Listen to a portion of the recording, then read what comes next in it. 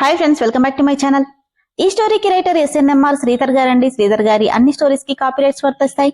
ఆయన పర్మిషన్ లేకుండా యూట్యూబ్ లోనే కాదు, మరే ఇతర సోషల్ మీడియా నెట్వర్క్ లో కూడా ఆయన స్టోరీస్ ని అప్లోడ్ చేయడానికి వీల్లేదు.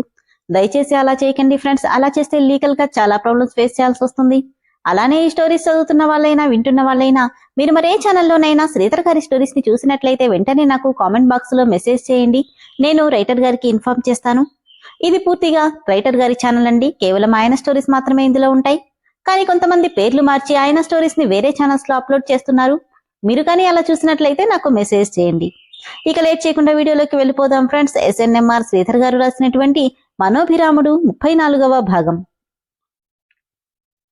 నేనొకసారి ఫిక్స్ అయితే దాన్ని యాజ్ ఇట్ ఈస్ గా ఫాలో అయిపోతాను. వెనక్కి తగ్గే ఛాన్సే లేదు అని అభిరామ్ అనగానే ముగిసుకుపోయింది మను.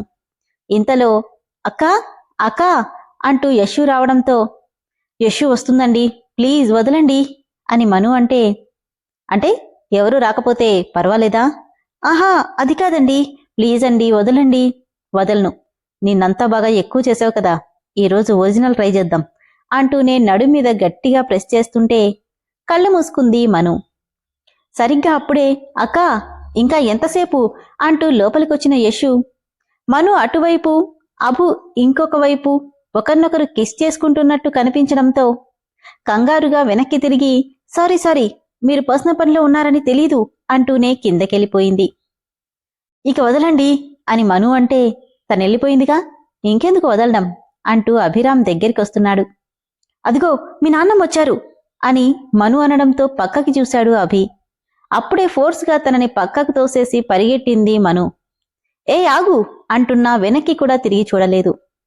తనని చూస్తూ నవ్వుకున్నాడు అభిరామ్.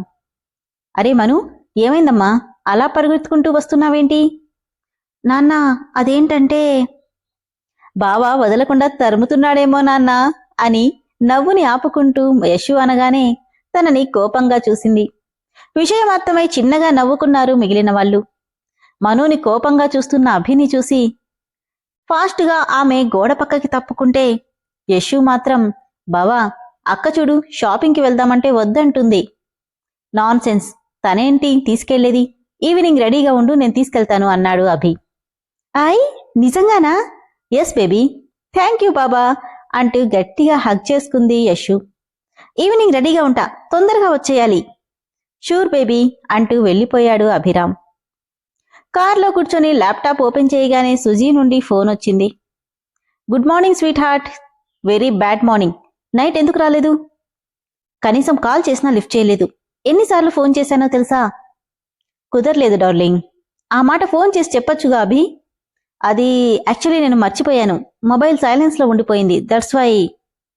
చూసినప్పుడైనా చెప్పొచ్చుగా, నేను కాల్ చేస్తే గానీ చేయలేదు. అబ్బా ఇప్పుడేం చేయమంటావు సుజీ? నేను ఆఫీస్కి వస్తున్నాను, నేను మీటింగ్కి వెళ్తున్నాను.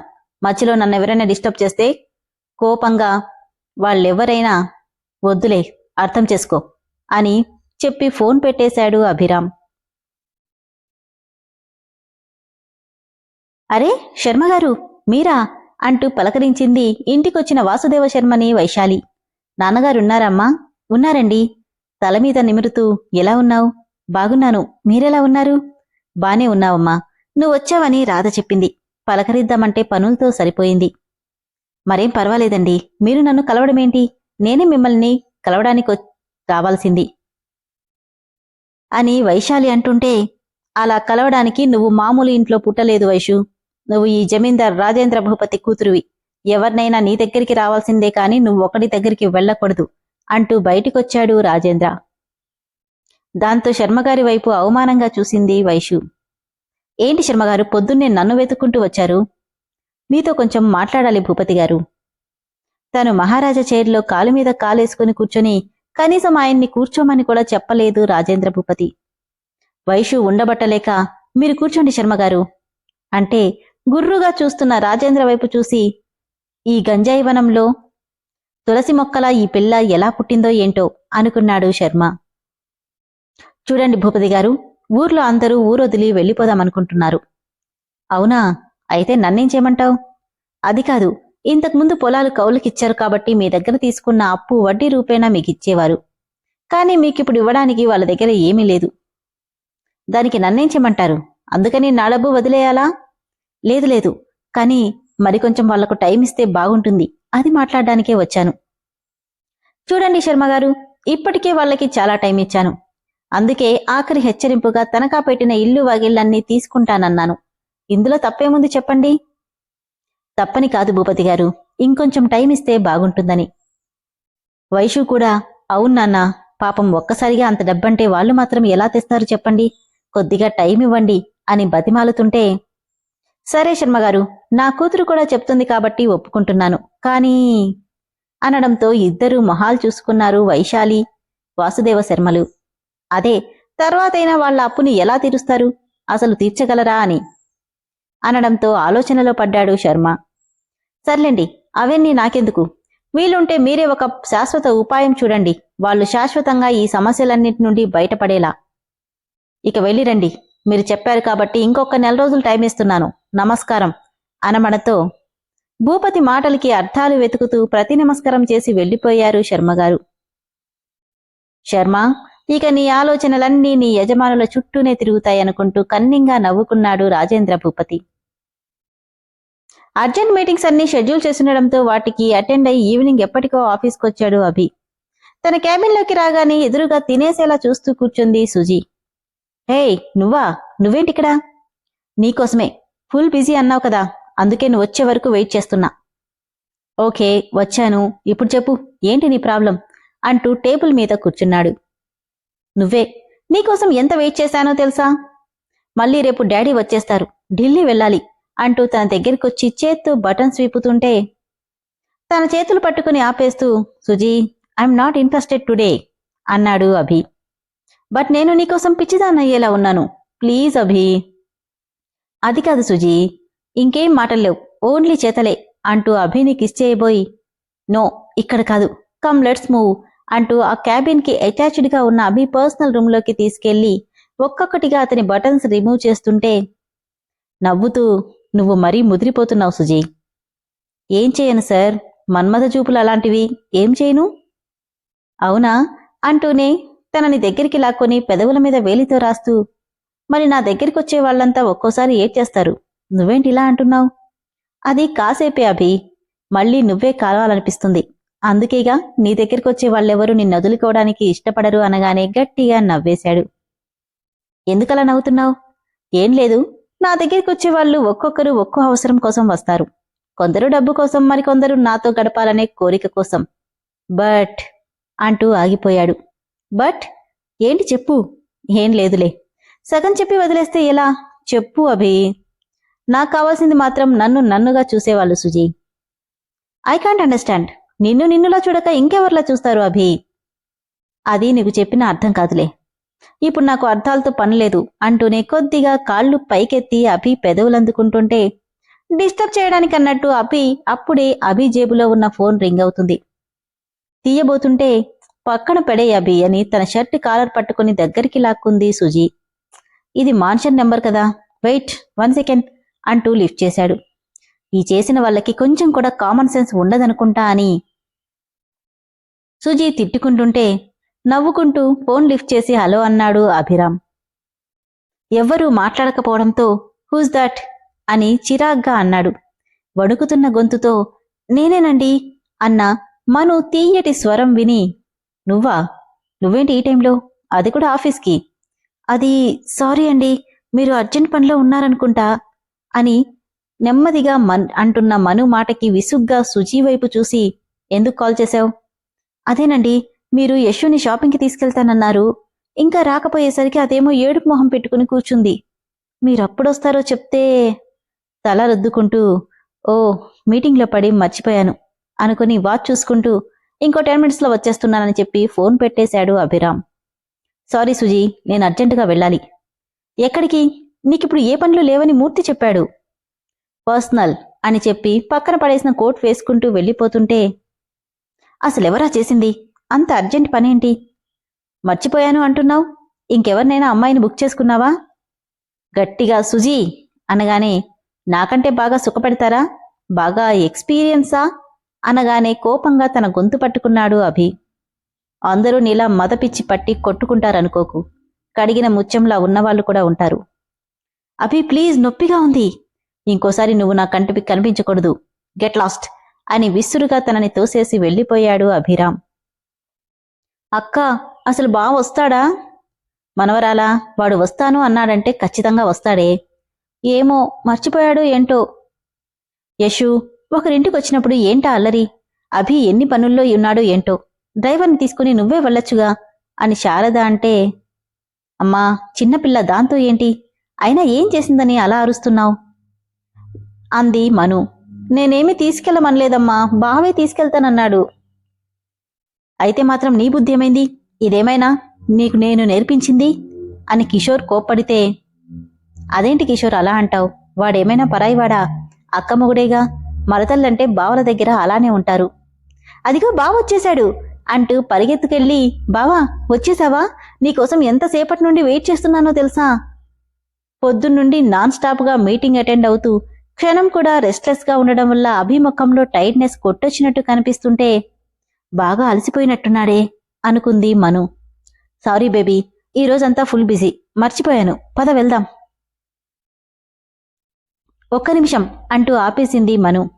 మళ్ళీ ఏంటక్క, అసలే లేట్ అయింది. అది కాదు అశు, ఎటూ లేట్ అయిందిగా. మీ బావని కాస్త ఫ్రెష్ అవ్వనివ్వు, బాగా టైర్డ్ అయినట్టున్నాడు.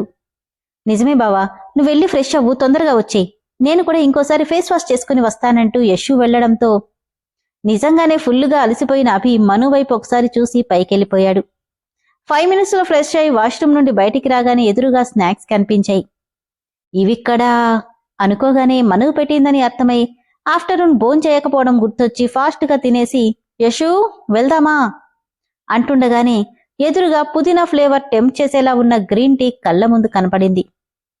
తల తిప్పి చూస్తే మను తలొంచుకుని కప్పు పట్టుకుని కళ్ళు మాత్రం పైకెత్తి అభిని చూస్తుంది.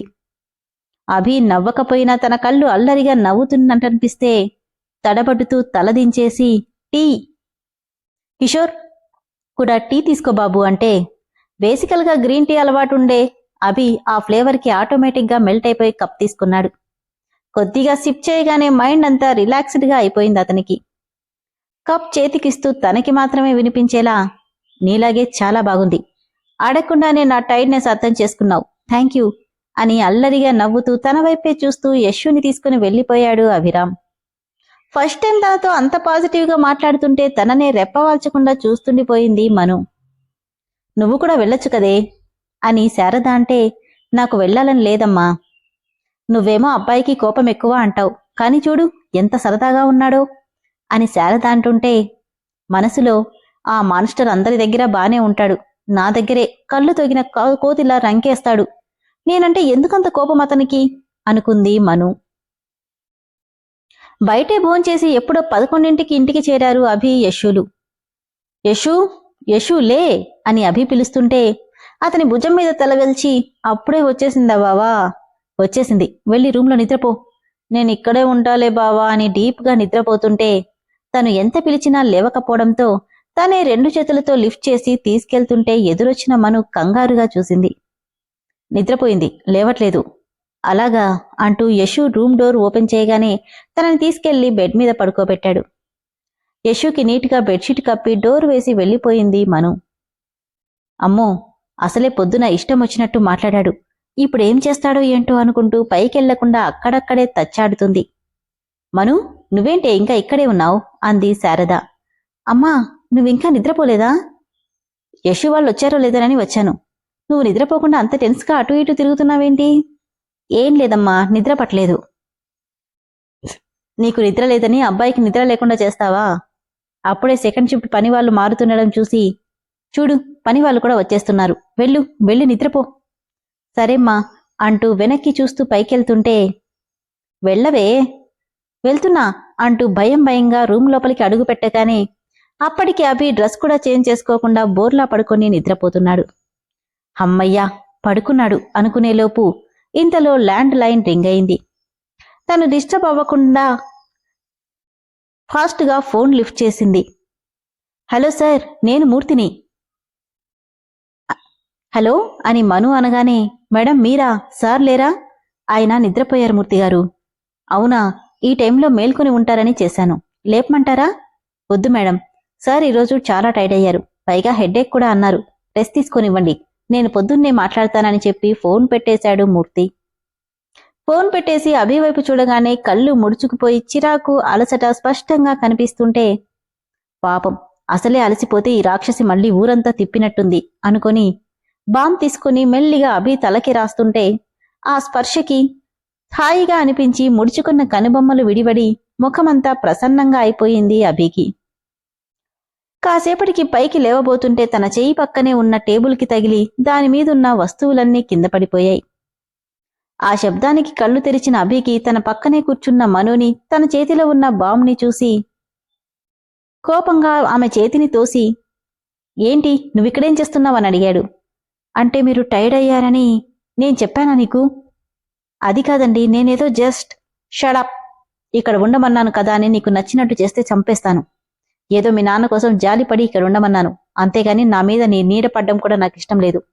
పో ఇక్కడి నుండి అనగానే కళ్లల్లో నీళ్లొచ్చేశాయి మనుకి.